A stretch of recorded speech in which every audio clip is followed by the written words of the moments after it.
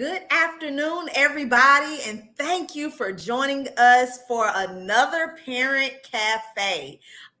Today, we will have the pleasure of having Mr. Kevin Wade, who is the founder and president slash CEO of IntelliSystems. He has 35 years of experience advising business clients with the most productive development of telecommunication and information technology systems to increase business profitability. He speaks to various organizations and media outlets in the Augusta, Georgia, and Columbia, South Carolina areas about cybersecurity protection, IT best practices, and how to leverage technology in the workplace. Cybersecurity is increasingly a concern of many business owners and managers. Kevin's organization serves the Augusta, Georgia, and Columbia, South Carolina area, implementing protective tools, best practices, monitoring systems, and employee cyber awareness training to maximize client cybersecurity defenses. Kevin is a graduate of Augusta University with a bachelor's of business and a major in finance. He is married to Delane G. Wade, and they have two sons, Nicholas and Benjamin. He enjoys music recording and production, model railroads, working outside, and of course, since he is from the Augusta area, he enjoys golfing. Now, I hope you have your lunch and I hope you are prepared to learn more about cybersecurity because here is Mr. Kevin Wade. Hi, Patrice. Hi. Thanks for inviting me in. You are welcome. Glad to have you. Absolutely. So we have, this is the first time I've done this. So are there, I guess, participants, are they able to interact with me pretty tightly here, or yeah, do you want me to talk a little bit or what? Yeah, just talk a little bit and as questions and comments come up, we'll pop them up on the screen so you'll be able to answer them. Okay, great. So I think what I'd probably do is just kind of start from a little bit of a background on what my company does. I will say we don't do a lot of work with individual residential customers. Most of our work is with business customers where we work to try to keep a company in the local area safe from cyber criminals and help keep all of their IT and telecommunication systems operational on a daily basis. So, but based on that, we have a lot of things that we run into as far as cybersecurity issues that are transferable to the average user. And so I figured I would maybe start with just telling some stories. Everybody likes a story, right? In the process of working with a lot of our customers, we find that it's not unusual to see that things that we do personally if we did the right things, best practices, if you will, then it would eliminate a lot of heartache as far as what these rogue cyber criminals do. And I think it's worth talking about too that a lot of people assume that, oh, this is like some kid in a, looks like Mark Zuckerberg down in his parents' basement with a hoodie on that's doing all this stuff. And that's really not the case. Actually, it can range from, it can literally be nation states. It's kind of a cliche, but the Russians, the Chinese, but also Iranians, lots of other third world countries would like what we have. They'd like to get what we have, or they would like to disrupt what we have. And so, it's almost like espionage, the typical spy versus spy. I'm going to guess that we probably do about as much of that against them as well. The United States government probably does similar types of things as well. But, spy versus spy, it's out there. When we had companies here that had developed the vaccines for COVID-19, it was proven that the Chinese were trying to hack into those companies and steal the research information that they had to create their own vaccine in China. So, for instance, there's nation states, there are it's an industry, it's a business, and to be honest with you, in a third world country, if you can extort or steal $5,000 or $10,000 a week from a business in the United States, you can make a very good living. In fact, you can do pretty well in this country with 5 or 10,000 a week, but for sure in a third world country, you would live like a king. So it's a business. They are intent on trying to get money, and so in a lot of cases, they they're trying to prey on weakest links, people that aren't doing the things that they could be doing to protect their email passwords, their LinkedIn, their Facebook passwords, their company data passwords. They're getting them to try to go to websites where if if you click on a link in an email, that it might redirect or open up a back door on your computer. And a lot of people think, well, I'm just a small potato, and nobody's really going to care what I've got.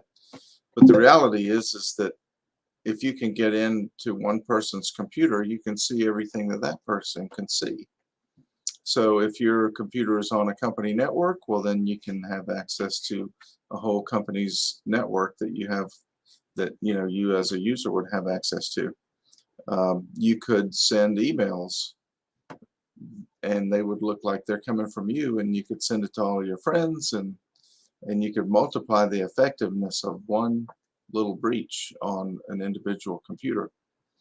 And sounds kind of cliche-ish as well, but if you have a website, if someone can get in, a criminal can get in, and they can through a back door, and they could actually set up a duplicate or a website that's on your web server that hosts what they want to serve on a website. You'd never even know it existed. Your website goes on continuously like normal, but they could open up a website and it could serve porn, or it could share to people how to be a cyber criminal. That's funny, but there are legitimately businesses, one notably in Russia that was the one that was responsible for the Colonial Pipeline hack a year ago. There's a business there, and they actually create software that they sell to hackers, and they even have people that can teach them how to use it. They provide 24/7 tech support for criminals that want to use their software in order to use that for cyber criminal activity. And if you dug into it, which somebody did, it turns out there's like 200 people that work at this company, and it's a full-fledged mid-sized business that's located in Russia, and all they do is sell cybercrime software and services in order to rip people off around the world. So it's a business. And so what I was going to do, I come back to this. I wanted to talk about stories. So when you think about, okay, well, this only happens to Target or to Home Depot or to even Colonial Pipeline, which was sort of a medium-sized company. It never happens to small companies, or it never happens to individuals. Well, let me give you a few examples and how it can affect someone. So I'm familiar with a chamber of commerce, not in Augusta, it's outside of the Augusta area, but it's one that we're familiar with firsthand. And this customer, this chamber, had an employee that had her password for her Outlook email compromised. So just to give you a little background too, if probably 6 years ago, LinkedIn, I'm sure you're familiar with social media, LinkedIn, they had a big breach, and most users of that product had their passwords compromised to LinkedIn. Well, one thing that most people don't know, but you should know, because you probably do it too, is that, and I've been guilty before too, but a lot of people reuse the same passwords on a lot of different things. So if you use LinkedIn, you might use the same password to get into Facebook. You might use the same password to get into Twitter or TikTok, and you might use the same password to get into your company computer at work or your home computer. And if so, you know that one breach with LinkedIn exposed lots of passwords, so that if an end user like this person at the this girl at the chamber, if her password had been stolen, which we suspect it was available probably on the dark web for sale by criminals, and it probably came from that LinkedIn breach. And so the criminal was able to break in and get into her email account at work. Now, what they did was they created a folder in Outlook where it redirected all of her new mail to go there instead of the inbox. So it looked like for a week or so that she wasn't getting much mail, which she didn't think too much of that. It was during COVID or right after COVID started. And so the cyber criminals, once they're able to get into that email client or that email software of this poor girl, they were able then to see everything that came through her email. So they could see like she was getting her paycheck stub. They could see who her friends were that she emails with, business associates, and in fact, they could send emails that looked like they were coming from her to all of her friends. So again, multiplying the effectiveness of one little hack, they were able to, potentially expand the reach of this and make it really pay off. Now, what they did to this poor girl was they saw where her paycheck stub comes in every 2 weeks. They reached out to the payroll firm that was doing the payroll, and they had them change the checking account on her paycheck. And so the cyber criminals now started receiving her paycheck and getting the pay stub themselves. Now the girl didn't notice it the first check because she got a stimulus check right about that same time she would have gotten her paycheck. So she didn't notice the money missing in her checking account so much.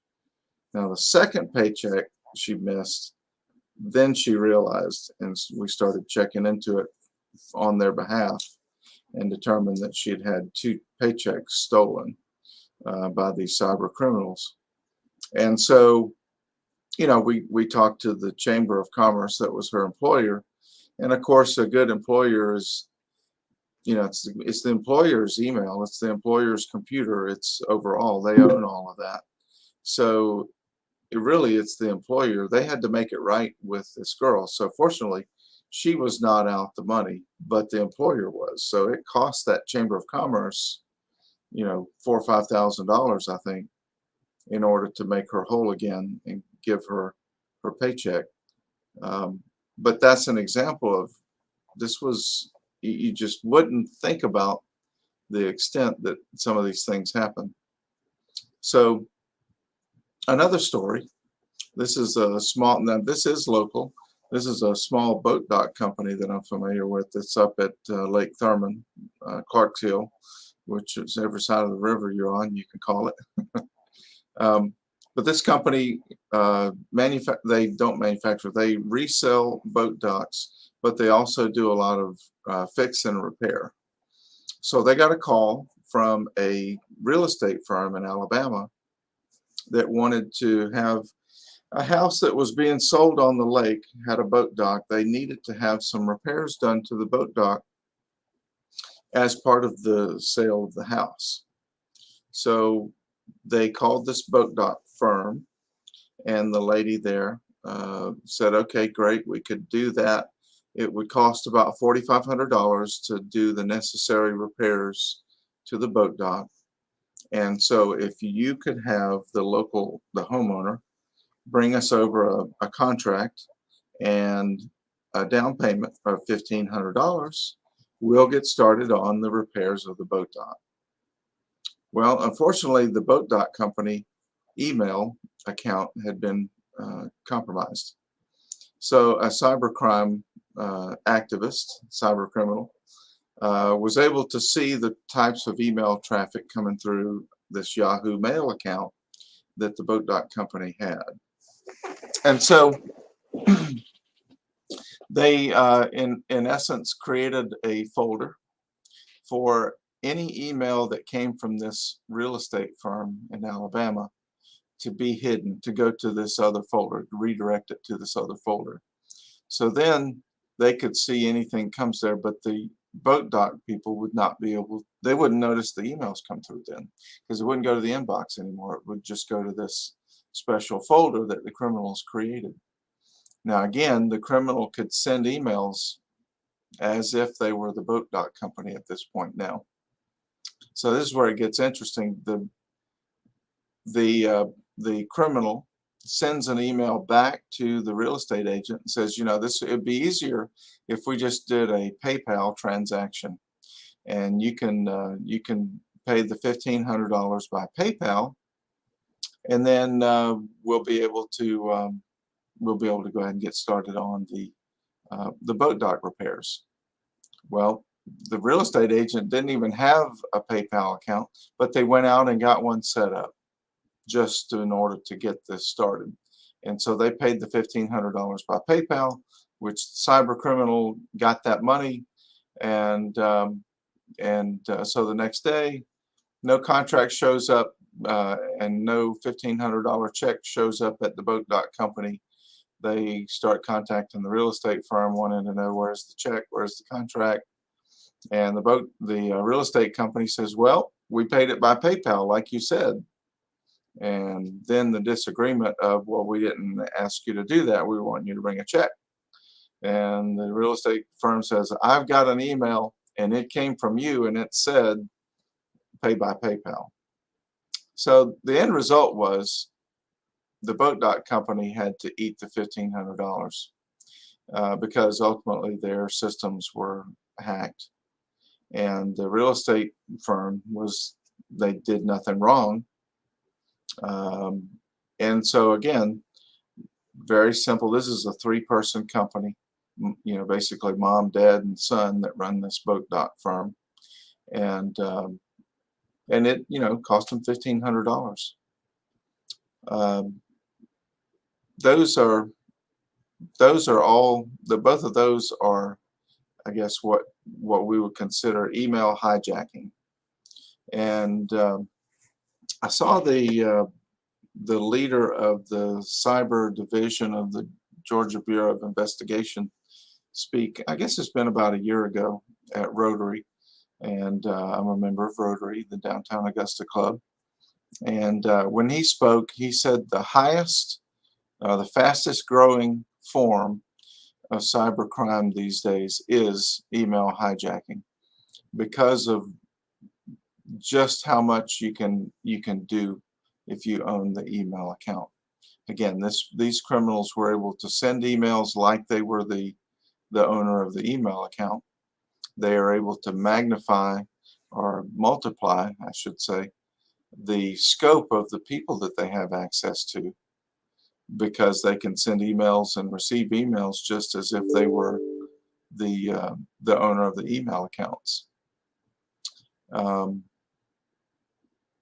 So I'm open, I guess, at this point, Patrice, I figured we could probably take some questions. Maybe there's something that some people had some thoughts about, or maybe something I haven't even really talked about that you think we might cover or need to cover. Yeah, that is great. So if anybody does have any questions, y'all can go ahead and pop them in. I do think this is very valuable information to have, so we know how to safeguard ourselves when it comes to email hijacking, and the creating passwords that are, you know, that are secure enough, but also not having the same password across all of our platforms.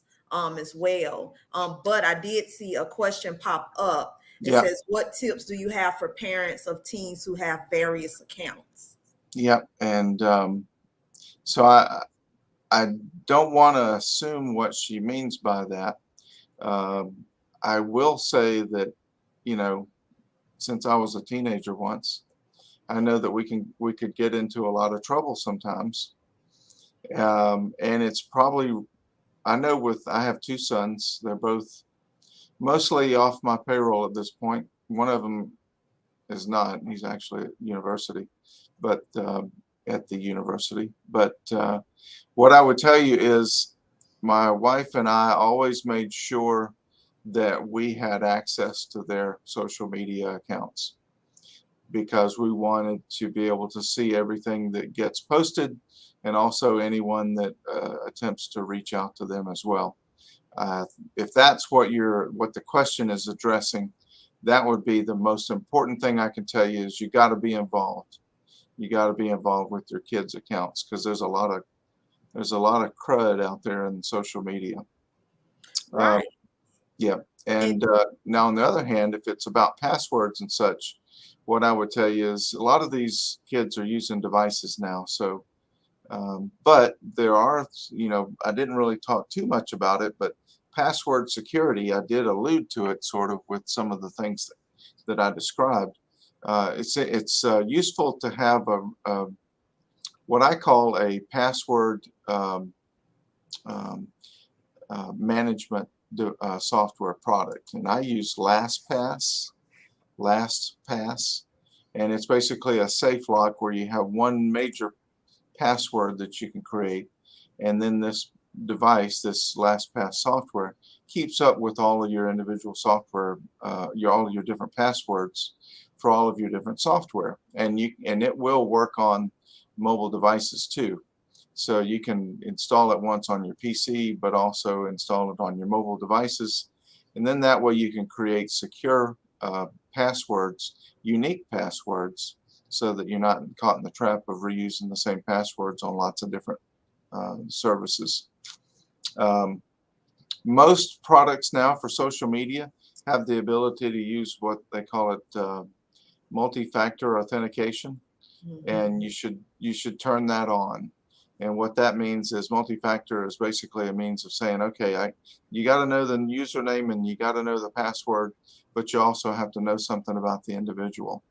So, or you gotta be at a certain place at a certain time. So, multi-factor, like with Facebook and with lots of products now, uh, they'll send you a text on a mobile phone when you try to log in on your computer, and so you got to get that code. It's got to come to your phone, and you got to enter it in order to get in. And it's just a second level of protection from somebody stealing your password and getting into your products. I hope Right. that answers your question.